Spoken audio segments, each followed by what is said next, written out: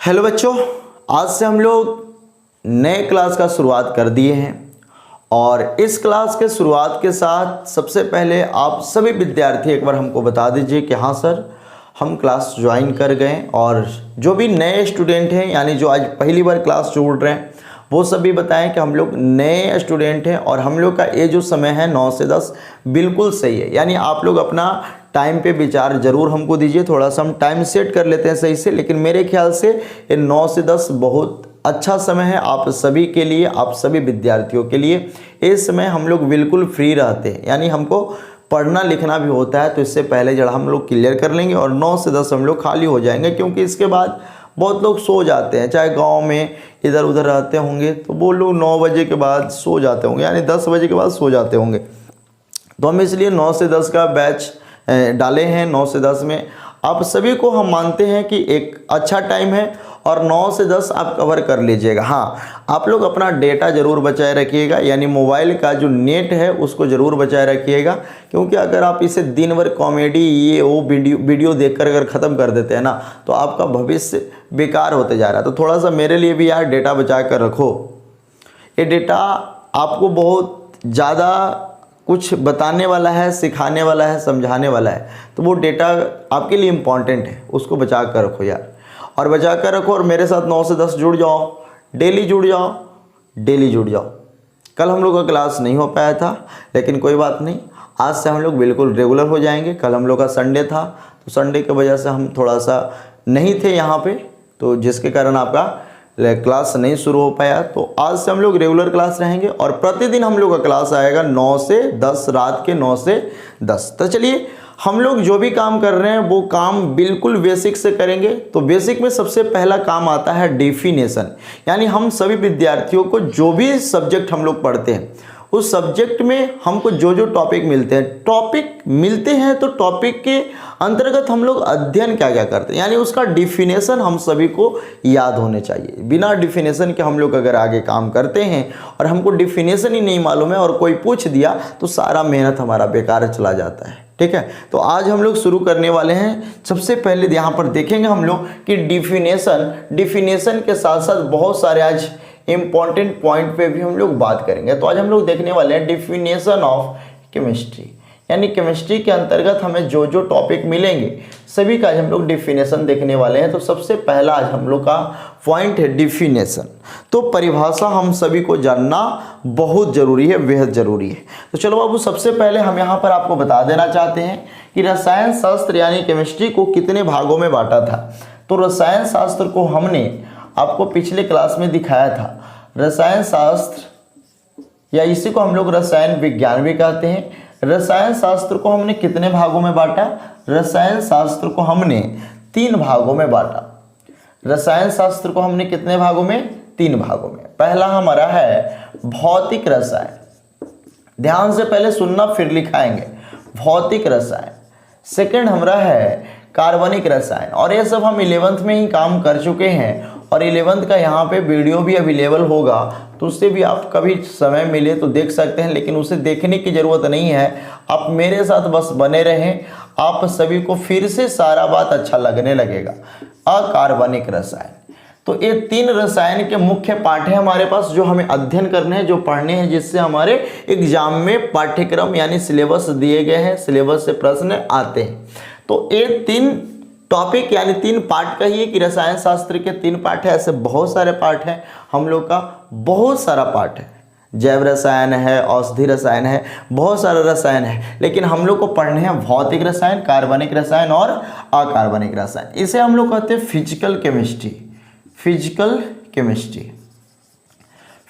Chemistry. और अगर हम लोग कार्बनिक की बात करें तो इसे हम लोग कहते हैं ऑर्गेनिक केमिस्ट्री। ऑर्गेनिक केमिस्ट्री, एक हर एक विद्यार्थियों को ये सारा बात पता होना चाहिए। कोई अगर तेज है तो ये नहीं समझे कि हम बहुत जानते हैं, अभी बहुत समय आप लोग को गुजारना बाकी है और वो पता चल जाएगा कि हम सब कितने तेज हैं। आप सभी को बस साथ रखने हैं। तो यहाँ पर बाबू भौतिक रसायन है, कार्बनिक रसायन है और अकार्बनिक रसायन है, जिसे हम लोग फिजिकल केमिस्ट्री, ऑर्गेनिक केमिस्ट्री और इनऑर्गेनिक केमिस्ट्री कहते हैं। तो सबसे पहले आज के क्लास में हम लोग देखने वाले हैं सभी का डिफिनेशन, कि आखिर में सभी का परिभाषा क्या होता है, परिभाषा देखने वाले हम लोग। तो सबसे पहले यहाँ पर आता है रसायन शास्त्र, जिसे हम लोग कहते हैं केमिस्ट्री। तो सबसे पहला बात है कि केमिस्ट्री आखिर है क्या। तो यहाँ पर हम थोड़ा सा आपको समझाना चाहते हैं। सबसे पहले केमिस्ट्री का मतलब, केमिस्ट्री है क्या और केमिस्ट्री आया कहाँ से है। तो सबसे पहले अगर हम लोग केमिस्ट्री को देखें तो केमिस्ट्री बाबू एक ग्रीक वर्ड है, ग्रीक वर्ड कीमिया से आया है। कौन सा वर्ड? ग्रीक वर्ड कीमिया से आया है, और कीमिया शब्द का अर्थ होता है काला रंग, काला रंग या कोयला कह सकते हैं, या इसी को हम लोग काला पत्थर, काला पत्थर या काला मिट्टी कह सकते हैं, काला पत्थर या काला मिट्टी कह सकते हैं। तो बाबू फिर से एक बार, रसायन शास्त्र को अगर हम लोग अंग्रेजी में देखें तो केमिस्ट्री कहते हैं, और केमिस्ट्री शब्द ग्रीक वर्ड कीमिया से आया है, जिस कीमिया का शाब्दिक अर्थ काला रंग या कोयला, काला पत्थर या काला मिट्टी होता है। ठीक है, अगर हम लोग इस केमिस्ट्री के बारे में और थोड़ा सा चर्चा करें तो केमिस्ट्री शब्द का सर्वप्रथम प्रयोग आज से लगभग 600 BC पूर्व मिस्र देश में किस रूप में उभरा था? तो कला के रूप में उभरा था। यानी कला कहने का मतलब जादू कह सकते हैं। यानी सबसे पहले केमिस्ट्री को किस रूप में उभारा गया? तो जादू और कला के रूप में इसको प्रचलित करवाया गया, फिर धीरे धीरे इसको हम लोग केमिस्ट्री के रूप में दे दी, यानी केमिस्ट्री कह दिए। तो आज से लगभग 600 BC पूर्व ही मिस्र देश में सबसे पहले हम लोग कला के रूप में केमिस्ट्री का प्रयोग कर चुके हैं, कर लिए थे। अब यहाँ पर थोड़ा सा हम लोग बात करते हैं कि रसायन शास्त्र को काला रंग, कोयला, काला पत्थर या मिट्टी कहते हैं। तो ये सब का मतलब क्या है? तो हम कह सकते हैं कि काला रंग यानी कोयला को कहा गया, काला पत्थर को कहा गया, काला मिट्टी को कहा गया। अब ये सभी के सभी एक तरह से पदार्थ हैं, यानी इसका सेंस ये भी बनता है कि वही वाला पदार्थ है जिसके बारे में हम लोग पढ़ते हैं, कि जिसके अंतर्गत हम लोग पदार्थों के बारे में अध्ययन करते हैं, वही हम लोग का रसायन शास्त्र कहलाता है। तो इसके अकॉर्डिंग हम लोग ये बात तो समझ सकते हैं कि अगर ये सेंस दे रहा है कि कीमिया काला रंग, कोयला, काला पत्थर और काला मिट्टी होता है, इसका मतलब ये एक पदार्थ है, और इससे साफ साफ पता चल रहा है कि रसायन शास्त्र यानी केमिस्ट्री के अंतर्गत हम लोग पदार्थ के बारे में अध्ययन करते हैं। लेकिन यहाँ पर एक और बात आता है बाबू, कि रसायन शास्त्र को हम लोग केमिस्ट्री को हम लोग क्या कहते हैं? हिंदी में रसायन शास्त्र कहते हैं। अब यहाँ पर रसायन शास्त्र कहते हैं तो शास्त्र का मतलब अध्ययन होता है, चाहे शास्त्र का मतलब विशेष ज्ञान होता है, शास्त्र का मतलब विशेष ज्ञान होता है, यानी जिसके पास विशेष ज्ञान है, यानी वो क्या है? शास्त्रीय है। यानी हम कह सकते हैं कि विज्ञान को ही शास्त्र कहते हैं। विज्ञान मतलब विशेष ज्ञान, यानी विशेष ज्ञान को हम लोग क्या कहेंगे? शास्त्र कहेंगे, और विशेष ज्ञान जानने वाले व्यक्ति को हम लोग शास्त्रीय कहेंगे। ठीक है, तो यहाँ पर बाबू रसायन शब्द आया केमिस्ट्री का हिंदी रूप। अब रसायन में अगर हम लोग देखें वास्तविक में, तो रसायन शब्द भी दो शब्दों से मिलकर बना है। कौन कौन शब्द? तो रस तथा अयन, रस तथा अयन। अब कहिएगा कि ऐसे कैसे सर? तो क्या हम लोग यहाँ पर देखिएगा ध्यान से, रस को लिख सकते हैं र स हलंत जोड़ आ, ये रस हो गए। अब इसके बाद क्या हमने लिखा है? अयन, तो अयन हमने लिख दिया। अब देखिए तो आ जोड़ आ क्या होता है? आ होता है। तो र स हलंत जोड़ आयन हो जाएगा कि नहीं? फिर अगर ये हलंत जुड़ेगा, आ मिलेगा, क्या बना देगा? रसायन बना देगा। यानी वही वाला रसायन फिर से आ रहा है कि नहीं आ रहा है? बिल्कुल आ रहा है। अब यहाँ पर दो वर्ड हमको मिल रहा है, रस मिल रहा है और अयन मिल रहा है। अब यहाँ पर समझते हैं कि रस का मतलब क्या है। तो बाबू रस का मतलब है यहाँ पर धातु। क्या है? धातु। रस का अर्थ यहाँ पर क्या है? धातु है। और अयन का अर्थ क्या है? तो अयन का अर्थ है यहाँ पर अध्ययन। क्या है? अध्ययन है। क्या है? अध्ययन है। यानी यहाँ पर हम लोग देख सकते हैं कि रसायन भी, यानी हिंदी रूप भी, रसायन भी दो शब्द से मिलकर बना है, रस और अयन से। रस का अर्थ धातु होता है और अयन का अर्थ अध्ययन होता है। यानी यहाँ पर हमको एक बात पता चल रहा है कि धातुओं का अध्ययन रसायन कहलाता है। अब यहाँ पर धातु का सेंस क्या है? क्या धातु वो वाले हैं जो मेटल में हम लोग पढ़े, यानी मेटल को जो धातु कहते हैं? नहीं, इसका सेंस वहां पे नहीं जाता है। यहाँ पे धातु का अर्थ है पदार्थ, यानी पुराने जमाने में पदार्थ को ही लोग धातु कहते थे, यानी पदार्थ को ही हम लोग धातु भी कहते थे। अब तो हम लोग दूसरा बात समझ जाते हैं, यानी इसका दोनों का सेंस एक है। यानी हम लोग कह सकते हैं कि धातु ही क्या है? पदार्थ है। और यहाँ से भी हमको एक बात पता चल रहा है कि पदार्थों का अध्ययन, यानी इस हिंदी वाले वर्ड से भी हमको पता चल रहा है कि पदार्थों का अध्ययन रसायन शास्त्र कहलाता है। और यहाँ पर हमको ये दोनों के बीच में एक रिलेशन भी दिखाई दे रहा है, जो रिलेशन दोनों एक ही चीज को दर्शाता है। यानी केमिस्ट्री को भी देखें तो पदार्थ के बारे में बता रहा था, रसायन को भी देखें तो पदार्थ के बारे में बता रहा था। इसीलिए केमिस्ट्री को ही हम लोग हिंदी में रसायन कहते हैं और इसके बारे में हम लोग अध्ययन करते हैं, यानी विशेष ज्ञान लेते हैं, तो उसके पीछे हम लोग शास्त्र जोड़ देते हैं या विज्ञान जोड़ देते हैं, तो रसायन शास्त्र हो जाता है या रसायन विज्ञान हो जाता है। ये हम साइंस के डिफिनेशन में बहुत अच्छे तरह से समझाए हैं, साइंस के बारे में बताए हैं, साइंस कहाँ से आया है, किस तरह से आया है, इसका मतलब क्या होता है, विज्ञान को हम लोग शास्त्र क्यों कहते हैं, विज्ञान जानने वाले व्यक्ति को वैज्ञानिक कहते हैं, तो विज्ञान को जानने वाले व्यक्ति को हम लोग शास्त्रीय भी कहते हैं। इसके बारे में हमने पहले भी बताया है। तो चलो बाबू, ये छोटा सा हम लोग का बात है कि केमिस्ट्री शब्द कहाँ से आया है, तो ग्रीक वर्ड कीमिया से आया है, जिसका अर्थ काला रंग, कोयला, काला पत्थर या काला मिट्टी होता है, जो कि एक तरह से पदार्थ को डिनोट करता है। यानी पदार्थ को अध्ययन करते हैं या पदार्थ का अध्ययन करते हैं, वो हम लोग का केमिस्ट्री कहलाता है। केमिस्ट्री का सर्वप्रथम प्रयोग 600 BC पूर्व, यानी आज से लगभग 600 BC पूर्व मिस्र देश में जादू यानी कला के रूप में किया गया था, कला के रूप में हुआ था, प्रसिद्ध हुआ था, प्रचलित हुआ था। फिर यही कला को धीरे धीरे किस रूप में बदल दिया गया? केमिस्ट्री के रूप में, रसायन के रूप में बदल दिया गया। यहाँ पर हम लोग जानते हैं कि केमिस्ट्री को हिंदी में क्या कहते हैं? रसायन कहते हैं। अब आज हम लोग समझेंगे कि केमिस्ट्री को हिंदी में रसायन ही क्यों कहा गया।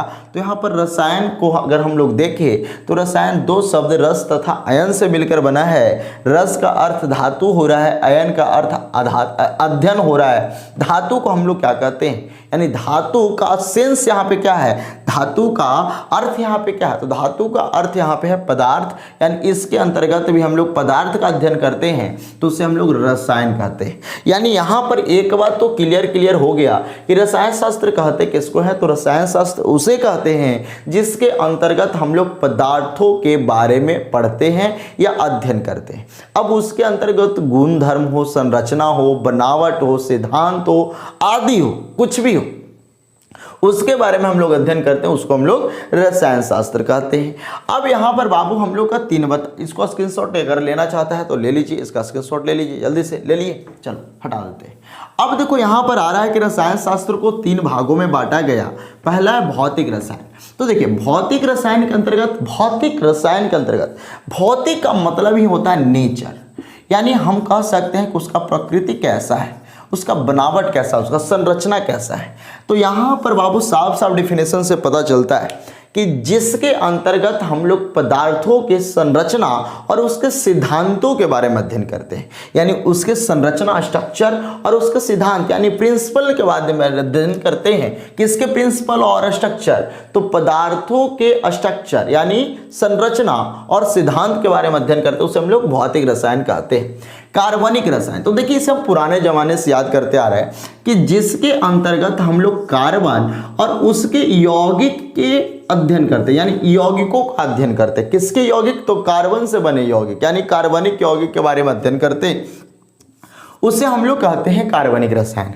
लेकिन यहाँ पर बाबू कार्बन से बने यौगिक यानी कार्बन उसमें होता है लेकिन फिर भी वो कार्बनिक नहीं होता है। तो यहाँ पर हम इस डेफिनेशन को चेंज कर रहे हैं और डेफिनेशन को चेंज करके आज के बाद आप लोग दूसरा डिफिनेशन याद कर लेना, वो डिफिनेशन को मारो गोली कि कार्बन और उसके यौगिक के बारे में अध्ययन करते हैं तो उसे हम लोग कार्बनिक रसायन कहते हैं। आज के बाद हम लोग पढ़ेंगे कि जिसके अंतर्गत हाइड्रोकार्बन यानी हाइड्रोकार्बन को ही हम लोग ऑर्गेनिक कंपाउंड कहते हैं, कार्बनिक यौगिक कहते हैं। तो आज के बाद हम लोग पढ़ेंगे कि जिसके अंतर्गत हम लोग हाइड्रोकार्बन और उसके व्युत्पन्न के बारे में अध्ययन करते हैं, डेरिवेटिव्स के बारे में अध्ययन करते हैं, उसे हम लोग कार्बनिक रसायन कहते हैं। तीसरा हम लोग का है अकार्बनिक रसायन। तो अकार्बनिक रसायन किसे कहते हैं? तो जिसके अंतर्गत हम लोग तत्वों एवं उसके यौगिकों के बारे में अध्ययन करते हैं, तत्वों एवं उसके यौगिकों के बारे में अध्ययन करते हैं, या ये भी कह सकते हैं कि जिसके अंतर्गत हम लोग तत्वों एवं खनिजों के बारे में अध्ययन करते हैं, खनिजों के बारे में अध्ययन करते हैं, या पूरा कह सकते हैं कि तत्वों खनिजों एवं उसके यौगिकों के बारे में अध्ययन करते हैं, उसे हम लोग अकार्बनिक रसायन कहते हैं। तो चलिए ये शॉर्ट फॉर्म हो गया, अब थोड़ा सा लॉन्ग फॉर्म में लिख लीजिए। चलिए लिखवा देते हैं, चलो जल्दी से इसको हम हटा देते हैं अगर आप इस बात को समझ गए। और क्लास अंतिम तक कीजिएगा, लेकिन अंतिम तक करना है सभी को, लेकिन नोट करते रहना है, सभी को नोट करते रहना है। देखिए क्लास की तरह क्लास को बनाइए, बिल्कुल बेहतर लगेगा आपको। कान में ईयरफोन को लगा लीजिए, साइड में बैठ जाइए, कॉपी कलम साथ में रखिए, जो हम बोले उसको लिखते जाइए। तो चलो बाबू सबसे पहले हम लोग डेफिनेशन देखते हैं रसायन शास्त्र का। तो सबसे पहले आप सभी लोग रसायन शास्त्र देखिए, हम डिफिनेशन हिंदी और इंग्लिश दोनों में कर देंगे ताकि वैसे विद्यार्थी भी समझ पाए जो एकदम अनजान है सारे बात से। तो सबसे पहले हम लोग रसायन शास्त्र लिखकर डैश देंगे, रसायन शास्त्र लिखकर डैश देंगे, लिखेगा रसायन शास्त्र। अच्छा ये बात बोले कि लिख दे, रसायन शास्त्र विज्ञान की शाखा है, विज्ञान की शाखा है जिसके अंतर्गत पदार्थों का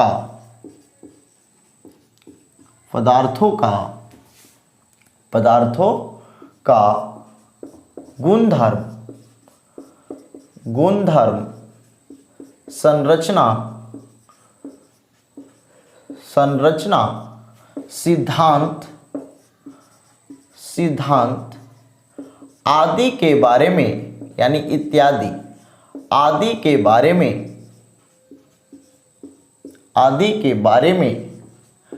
अध्ययन करते हैं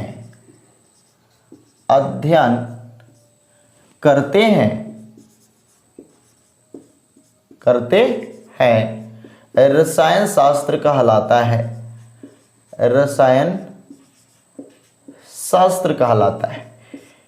ये हर एक बच्चा को डिफिनेशन याद हो जाना चाहिए, आज के बाद कभी भूलना नहीं है। रसायन शास्त्र कहलाता है, तो ये हमारा है बाबू डिफिनेशन। तो डिफिनेशन हर एक बच्चा को याद हो जाने चाहिए आज के बाद।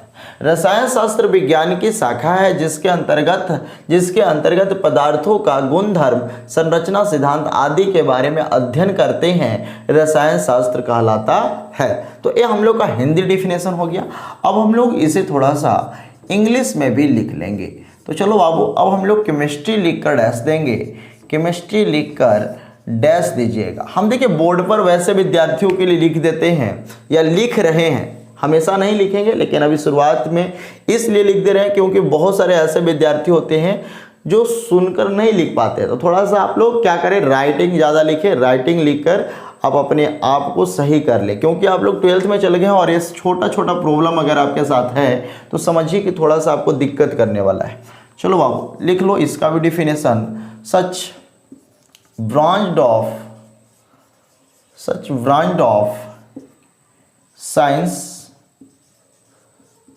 Science which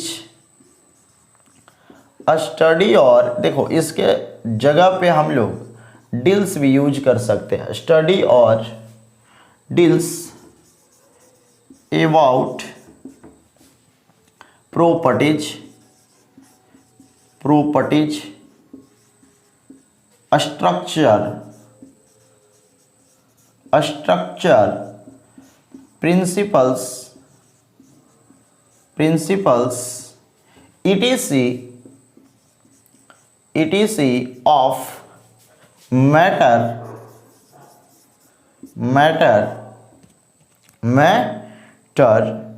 that is called matter, क्या इज कॉल्ड डायरेक्ट लिख दो ना, इज कॉल्ड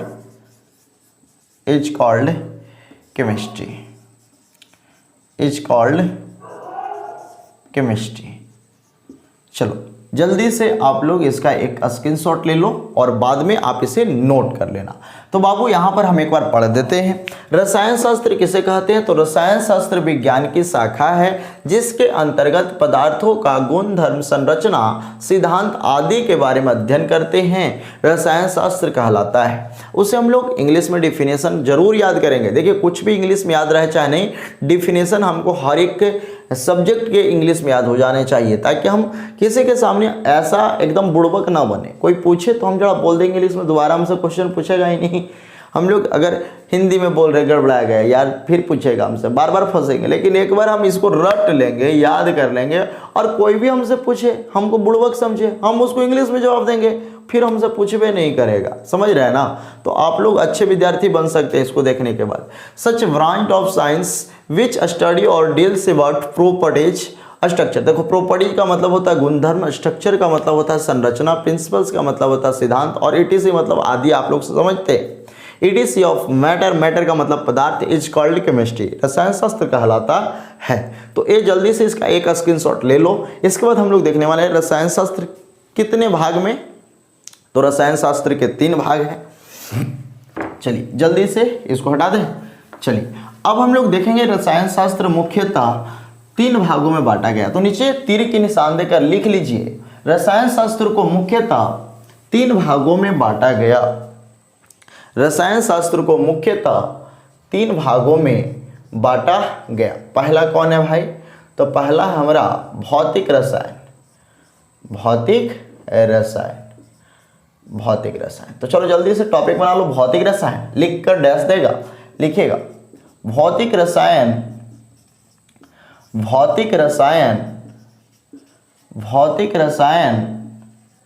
रसायन शास्त्र की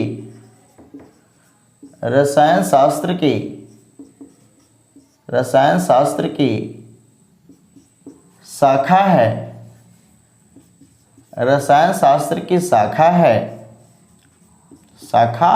है जिसके अंतर्गत बहुत सिंपल सा डेफिनेशन आपको लिखवा रहे ताकि आपको एक ही बार में याद हो जाए। जिसके अंतर्गत पदार्थों का संरचना एवं सिद्धांत के बारे में एवं सिद्धांतों का अध्ययन करते हैं, या सिद्धांतों के बारे में अध्ययन करते हैं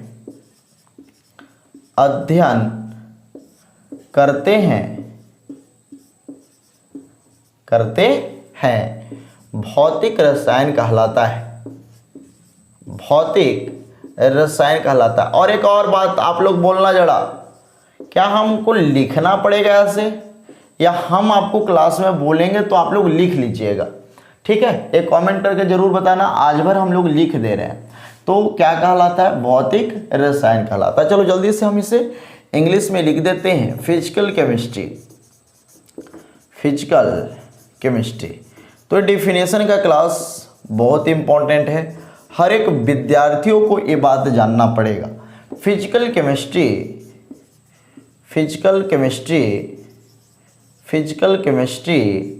इज द, देखिए हम बार बार बोल रहे हैं, is the branch of science, चाहे इसे हम लोग, चाहे ठीक है चलो रहे दो, branch of science, sorry chemistry का ब्रांच है ना, केमिस्ट्री विच डील्स के जगह पर आप लोग स्टडी भी यूज कर सकते हैं। डील्स अबाउट स्ट्रक्चर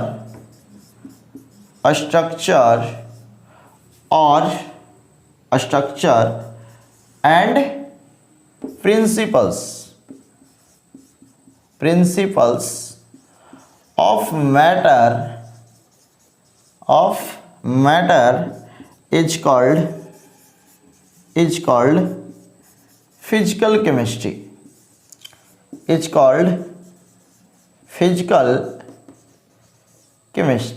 ठीक है, इज कॉल्ड फिजिकल केमिस्ट्री। तो चलो जल्दी से इसको नोट कर लो। भौतिक रसायन रसायन शास्त्र की शाखा है जिसके अंतर्गत पदार्थों के या का कर दीजिए, पदार्थों का संरचना एवं सिद्धांतों के बारे में अध्ययन करते हैं, भौतिक रसायन कहलाता है। Physical chemistry is the branch of chemistry which study or deals about structure and principles of matters is called physical chemistry। चलो जल्दी से इसका भी आप लोग स्क्रीनशॉट ले लो, जल्दी से ले लो। चलो स्क्रीनशॉट हो गया। चलिए अब हम लोग देखने वाले हैं कार्बनिक रसायन। स्क्रीनशॉट ले लो और आगे बढ़ो, इसको बाद में आप कॉपी में नोट कर लेना, ठीक है। अब हम लोग देखने वाले हैं, जब हम बोलते हैं उसी समय भी तो लिख सकते हैं आप कान में अगर ईयरफोन लगाए हैं तो आप मेरे बातों को सुनकर लिख सकते हैं।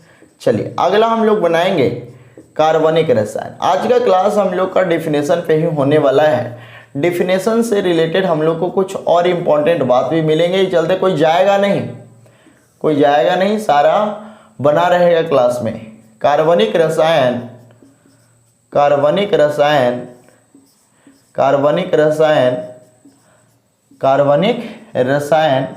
रसायन शास्त्र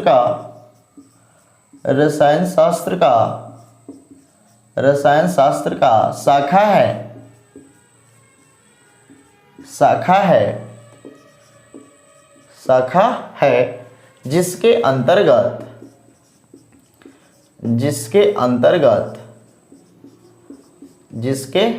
अंतर्गत कार्बन और उसके यौगिक। चलो ये डिफिनेशन पुराना हो गया, हम नए डिफिनेशन यूज करते हैं, जिसके अंतर्गत हाइड्रोकार्बन। आज के बाद तुम लोग इस डिफिनेशन को याद करना, पुराने डिफिनेशन को छोड़ो कि कार्बन और उसके यौगिक के बारे में अध्ययन करते हैं। आज से हम लोग क्या याद करेंगे? कार्बन, हाइड्रोकार्बन और उसके व्युत्पन्नों के बारे में, व्युत्पन्नों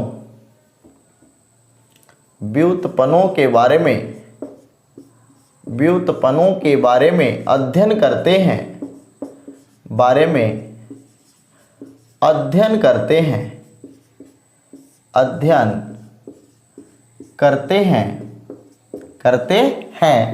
कार्बनिक रसायन कहलाता है। कार्बनिक रसायन कहलाता है, ठीक है, कार्बनिक रसायन कहलाता है। चलिए जल्दी से आप इसका डिफिनेशन नोट कर लें। हम लोग देख लेते हैं ऑर्गेनिक केमिस्ट्री, इसी का इंग्लिश वर्जन। तो ऑर्गेनिक केमिस्ट्री का भी डिफिनेशन हम लोग को याद कर लेने हैं और याद हो भी जाएंगे, बस इसको 2-4 बार रिवीजन कर लेने हैं। Organic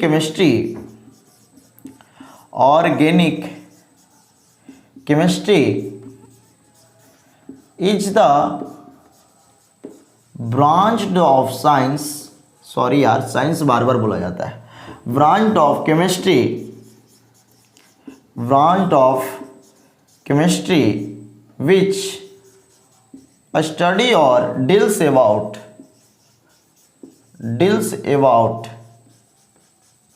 deals about hydrocarbon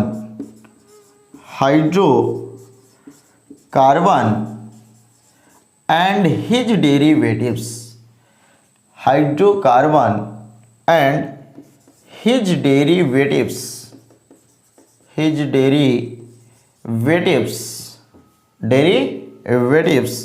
is called organic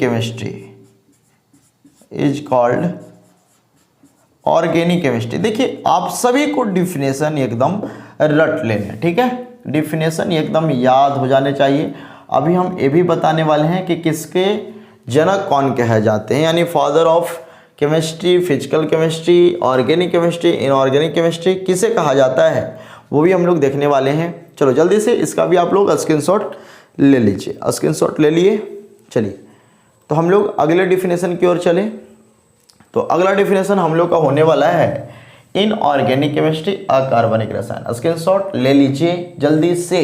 चलो अगला हम लोग देखने वाले हैं अकार्बनिक रसायन। अकार्बनिक रसायन, अकार्बनिक रसायन, अकार्बनिक रसायन। देखिए हम हर एक क्लास में ये बात को बताते हैं। हम जानते हैं कि बहुत सारे विद्यार्थियों को ये बात पता होगा, लेकिन हम वैसे विद्यार्थियों के लिए भी तो हैं जिनको नहीं पता होगा। तो वैसे विद्यार्थी ही इसको देखें, अगर जिनको देखने का मन नहीं है तो वैसे विद्यार्थी देखें इसको जिनका जरूरत हो। यानी अकार्बनिक रसायन जो जानते हैं पहले से, उनका क्या जरूरत है ये यार, आप अगले क्लास से जुड़ जाइएगा। अकार्बनिक रसायन, आप तो बहुत तेज है। अकार्बनिक रसायन रसायन शास्त्र का, रसायन शास्त्र का, रसायन शास्त्र का शाखा है, शाखा है। अब तो सबको याद हो गया होगा यार हम क्या कह रहे हैं। शाखा है जिसके अंतर्गत, जिसके अंतर्गत, जिसके अंतर्गत तत्वों, तत्वों, तत्वों, खनिजों, खनिजों, चाहे चलो तत्वों लिख दिए तो खनिजों काम कर जाएगा। तत्वों एवं उसके यौगिकों, उसके यौगिकों के बारे में, उसके यौगिकों के बारे में, एकदम सिंपल वाला डेफिनेशन है, बारे में अध्ययन करते हैं, अध्ययन करते हैं, अध्ययन करते हैं,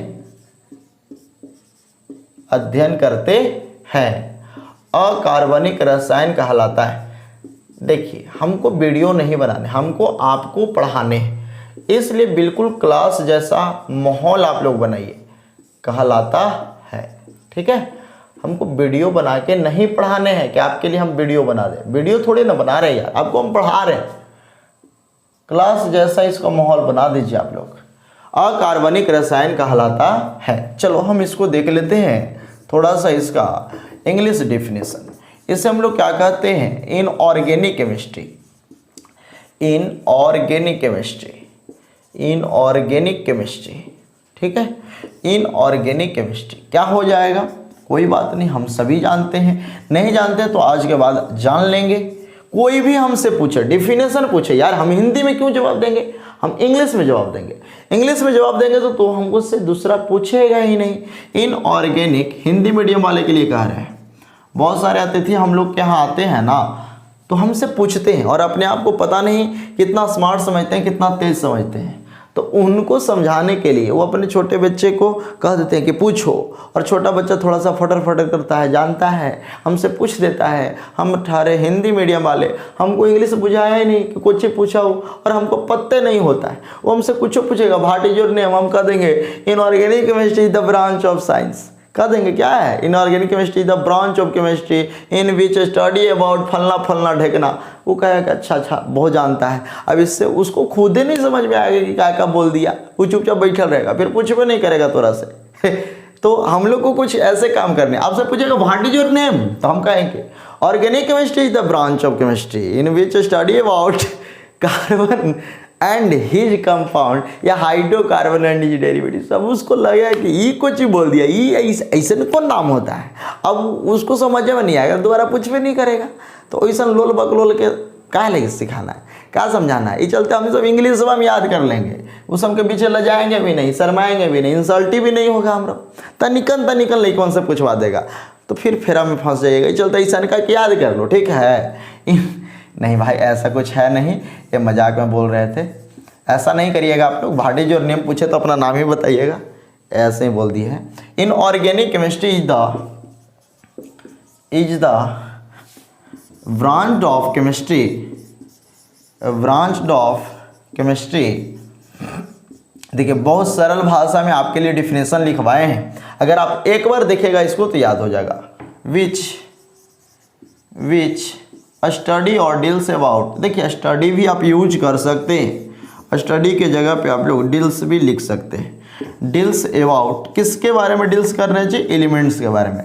तो डील्स अबाउट एलिमेंट्स एंड इसके compound and his compounds is called inorganic chemistry।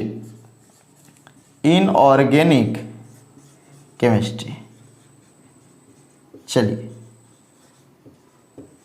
तो ये डिफिनेशन हमें 4 याद करने हैं। अगर हम केमिस्ट्री का शुरुआत कर रहे हैं तो ये 4 डिफिनेशन हमारे लिए इंपॉर्टेंट है, मायने रखता है। अगर हम केमिस्ट्री का शुरुआत कर दिए तो हमको पता होना चाहिए कि केमिस्ट्री कहते किसको है, केमिस्ट्री के अंतर्गत हम लोग पढ़ते किसको है। और केमिस्ट्री को अगर हम लोग 12th में देख रहे हैं तो इसके 3 पार्ट हम लोग पढ़ते हैं, फिजिकल, ऑर्गेनिक, इनऑर्गेनिक। तो फिजिकल में हमें क्या करने होते हैं, ऑर्गेनिक में हमें क्या करने होते हैं, इनऑर्गेनिक में हमें क्या करने होते हैं, इस सभी का भी जानकारी होना चाहिए। तो सबसे पहले हम सभी को परिभाषा याद हो जाना चाहिए। हमने हिंदी और इंग्लिश दोनों में परिभाषा लिखा दिया है, आपका काम है कि आप इसको याद करें। एक दिन हम लोग टेस्ट भी करेंगे, ऑनलाइन ही टेस्ट होगा, आपसे पूछताछ भी होगा। तो ये सारा काम आपको करने हैं, मेहनत करने हैं। और आज से एकदम आप लोग मुट्ठी बांध के कहिए कि हाँ हम इस काम को कर सकते हैं, हाँ हम केमिस्ट्री सीख सकते हैं, बिल्कुल सीख सकते हैं। अगर आप मेरे बताए गए रास्ते पे चल रहे हैं, अगर हम लोग काम साथ साथ मिलकर कर रहे हैं तो आप केमिस्ट्री सीखेंगे। एकदम जी जान लगा दीजिए इसको सीखने में। और ये तो बहुत सिंपल है यार, हम लोग बहुत भारी भारी चीज़ को भी एकदम आसान करके सीखेंगे। यानी जो देखने में हमको खराब लगता होगा, शायद केमिस्ट्री में आप उसको पहले देखे होंगे तो उसको देखकर कुछ समझ में नहीं आता होगा, हम उसको भी आसान बना देंगे यार। अब कहाँ टेंशन ले रहे हैं, अभी तो हम लोग का शुरुआत हुआ है यार, अभी पूरा बाकी है, पूरा एपिसोड बाकी है। अभी हम लोग शुरू ही क्या किए हैं, कुछ नहीं। ये सब तो यार ऐसे ही है, ये तो हर बच्चा जानता है। वो बच्चा भी जो आपके यहाँ आएगा, आपसे पूछेगा, नाना दादा मौसा मौसी ही से आएगा ना, आता है ना कोई कोई बच्चा छोटा छोटा, बहुत अपने आप को तेज समझता, फुरफार करता रहता है। चाहे उसके बाबूजी मम्मी उसको आते हैं कि पूछो उसको से आता है कि नहीं आता है, जानकर पूछेगा, पूछवाया जाएगा। तो वैसे वैसे बच्चा भी इन लोग इसको जानता है। तो क्या आप उससे कम हैं? उससे आगे है ना आप। वो कहाँ छोटे क्लास का, आप कहाँ हाई क्लास के हैं, अपर क्लास के आप हो गए।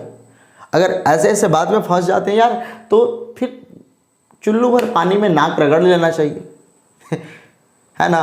तो ये सारे बात आप सभी को जानने हैं, आज के बाद याद हो जाने चाहिए। चलिए जल्दी से इसको नोट कर लीजिए, स्क्रीनशॉट एक बार इसका भी ले लीजिए। चलो ले लिया स्क्रीनशॉट। अब हम लोग कुछ और बात देख लेते हैं जो हमारे लिए इम्पॉर्टेंट है। जैसे में अगर हमरा से कोई पूछ देता है कि फादर ऑफ केमिस्ट्री यानी रसायन शास्त्र के जनक कौन है। रसायन शास्त्र के अंतर्गत 3 भाग हैं, तो हम लोग फिजिकल केमिस्ट्री, कार्बनिक और अकार्बनिक, यानी फिजिकल, ऑर्गेनिक और इनऑर्गेनिक के फादर कौन है। ऐसे फादर और जनक कुछ होते नहीं है, ठीक है। ऐसे बहुत सारे हमारे पास एलिमेंट आए हैं, तब जाकर हमारे पास एक नया केमिस्ट्री का रूप आया। बहुत सारे ऐसे कंपाउंड हमारे पास आया है, तब जाके केमिस्ट्री का एक ऐसा रूप आया। बहुत सारे हमारे पास थ्योरी आया है, तब जाके केमिस्ट्री का एक ऐसा रूप हुआ है। तो क्या हम एक का नाम कैसे देते हैं, किसी एक व्यक्ति का नाम कैसे हम ले लेते हैं और कहते हैं कि यही इसका फादर है। फादर का मतलब क्या होता है? जनक, यानी जन्म देने वाला। जन्म देने का मतलब क्या है? जन्म देने का अर्थ यहाँ पर क्या है? जन्म देने का मतलब वो नहीं है जो आप समझ रहे। जन्म देने का मतलब इसको एक तरह से संग्रह करने वाला व्यक्ति, सबसे पहले किसी सिद्धांत को बताने वाला व्यक्ति, सबसे पहले किसी बात को कहने वाला व्यक्ति, यहाँ पर इसका मतलब हो रहा है जनक। लेकिन हम किसी एक व्यक्ति का नाम ले लेते हैं, क्या उसके पहले कोई व्यक्ति काम नहीं किया? क्या उसके बाद कोई व्यक्ति काम नहीं किया? नहीं किया, बहुत सारे व्यक्ति किया, बहुत सारा व्यक्ति किया, लेकिन कोई व्यक्ति प्रसिद्ध हो गया, कोई व्यक्ति प्रचलित हो गया, तो हम सभी लोग को वही नाम रटा दिया गया जो नाम प्रसिद्ध हो गए, ठीक है। जो नाम किसी वजह से पुरस्कार सम्मान पा लिए हैं, वो नाम इतना फेमस हो गया कि हम लोग को लास्ट में उन्हीं को उपाधि दे दिया गया कि चलो यार तुम ही जनक रहो, तोरे नाम हम लोग रटेंगे। तो चलिए ऐसा है, हम लोग कुछ है हमारे पास जिसको हम लोग रट नहीं लेने, याद कर लेने। रट्टा मारना और याद करना दोनों में अंतर होता है, ठीक है, तो हम लोग समझकर इसको याद कर लेंगे। तो चलो सबसे पहले कुछ बेसिक बात, सबसे पहले हम लोग देख लेंगे रसायन शास्त्र का जनक। रसायन शास्त्र का जनक किसे कहते हैं? रसायन शास्त्र का जनक कौन है? तो रसायन शास्त्र का जनक एंटोनियो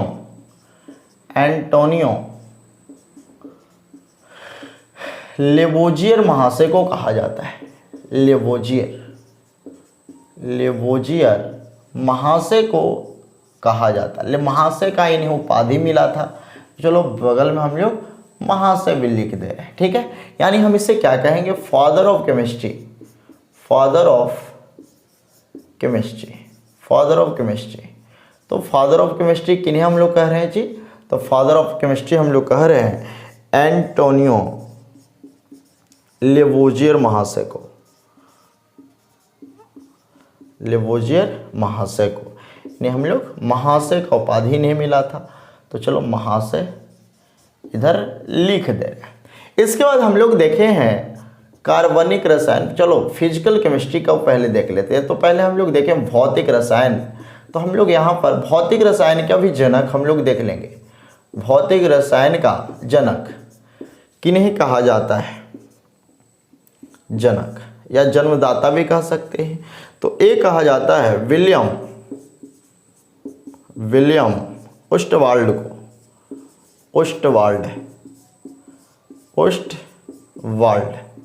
को कहा जाता है। यानी यहाँ पर हम लोग देख सकते हैं father of physical chemistry, father of physical chemistry किन्हें कहा जाता है? तो विलियम ओस्टवाल्ड को कहा जाता है। विलियम ओस्टवाल्ड को कहा जाता है। ओस्टवाल्ड को कहा जाता है। इसके बाद हम लोग देख लेंगे कार्बनिक रसायन।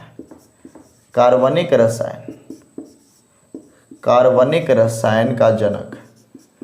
कार्बनिक रसायन का जनक, देखिए कार्बनिक रसायन के बारे में हम फिर से डिटेल में बताएंगे जब हम लोग इसका शुरुआत कर देंगे। कार्बनिक रसायन का जनक हम लोग किसे जानते हैं?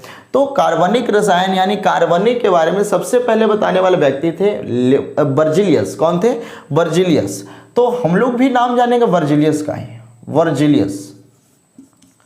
वर्जिलियस, ठीक है। वर्जिलियस कौन है? वर्जिलियस महोदय। इन्हें महोदय का उपाधि मिला था। चलो पूरा नाम लिख देते हैं, वर्जिलियस महोदय, ठीक है। वर्जिलियस महोदय का इन्हें उपाधि मिला था। लेकिन एक और बात बताते हैं, कार्बनिक रसायन का जनक वर्जिलियस को तो कहा गया था। इन्होंने 1815 ईस्वी में सबसे पहले हम विटल फोर्स थ्योरी दिए थे, जैव शक्ति सिद्धांत दिए थे। इसके अंतर्गत इन्होंने बताया था कि जो भी हमारा कार्बनिक रसायन है वो सिर्फ और सिर्फ नेचुरल थिंग्स से ही प्राप्त हो सकते हैं, नेचुरल विंग से ही प्राप्त हो सकते हैं, सजीव प्राणियों से ही प्राप्त हो सकते हैं, सजीव जीवों से ही प्राप्त हो सकते हैं। इसे हम लेबोरेटरी में यानी लैब में, प्रयोगशाला में नहीं बना सकते हैं। ये बात कहने वाले कौन थे? बर्जिलियस थे। यानी सबसे पहले कार्बनिक के बारे में बताने वाला व्यक्ति बर्जिलियस था, जो 1815 ईस्वी में बताया था और इन्होंने जैव शक्ति सिद्धांत को दिए थे, ठीक है। तो सबसे पहले बताने वाले व्यक्ति थे जैव शक्ति सिद्धांत के बारे में और कार्बनिक रसायन के बारे में। यानी नाम इनका प्रसिद्ध हुआ, फेमस हुआ, जिनका नाम है बर्जिलियस। लेकिन माना जाता है कि बर्जिलियस के ही एक शिष्य थे जिनका नाम था फ्रेडरिक वोलर, ऐसे बोला जाता है, फ्रेडरिक वोलर। इन्होंने सन 1829 ईस्वी में एक नया कंपाउंड लैब में बना दिया जिसका नाम था यूरिया। यानी यूरिया को सबसे पहले इन्होंने लैब में बनाया था। कौन? Friedrich Wohler. इन्होंने सबसे पहले लैब में यूरिया नामक ऑर्गेनिक कंपाउंड को बनाया था, जो इनके बाद को बिल्कुल फेल कर दिया। यानी विटल फोर्स थ्योरी, जैव शक्ति सिद्धांत को खत्म कर दिया था। जैव शक्ति सिद्धांत को देने वाले व्यक्ति कौन थे? वर्जिलियस, जो 1815 ईस्वी दिए थे। कुछ ही समय बाद 1829 ईस्वी में फ्रेडरिक वोलर ने क्या कर दिया? इनके जो बताए गए सिद्धांत थे और इनके जो कहे गए कथन थे उसको गलत कर दिया। किस वजह से गलत हो गया?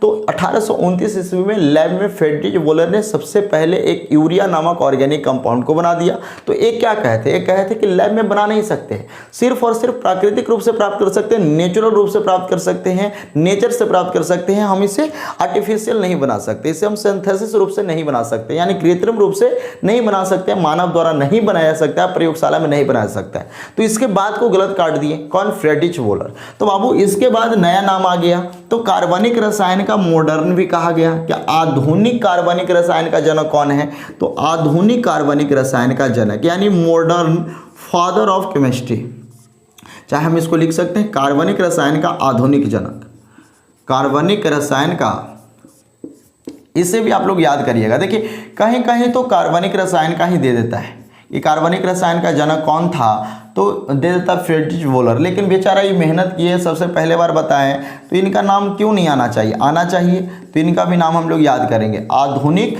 जनक। तो इसके जगह पर हम लोग यहाँ पर याद कर सकते हैं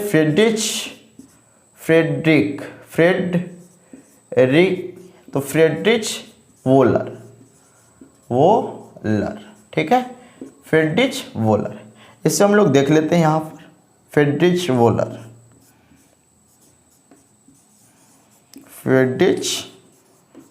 वोलर, ठीक है, याद कर लीजिएगा। तो फ्रेडरिच वोलर को हम लोग कार्बनिक रसायन के ही जनक के नाम से जानते हैं। अगर मान लेते कहीं पूछे कार्बनिक रसायन का जनक कौन है और उसमें ऑप्शन में वर्जिलियस नहीं है, तो हम लोग फिर फ्रेडरिच वोलर को ऑप्शन में टिक आउट कर देंगे अगर रहेगा तो, लेकिन दोनों में से कोई एक जरूर रहेगा अगर कार्बनिक का चर्चा होगा तो। अब हम लोग देख लेते हैं कि अकार्बनिक रसायन का जनक किसे कहा जाता है, यानी फादर ऑफ इनऑर्गेनिक केमिस्ट्री। अकार्बनिक रसायन का जनक किसे कहा जाता है, अकार्बनिक रसायन का जनक कौन है, तो अकार्बनिक रसायन का जनक है अल्फ्रेड वार्नर,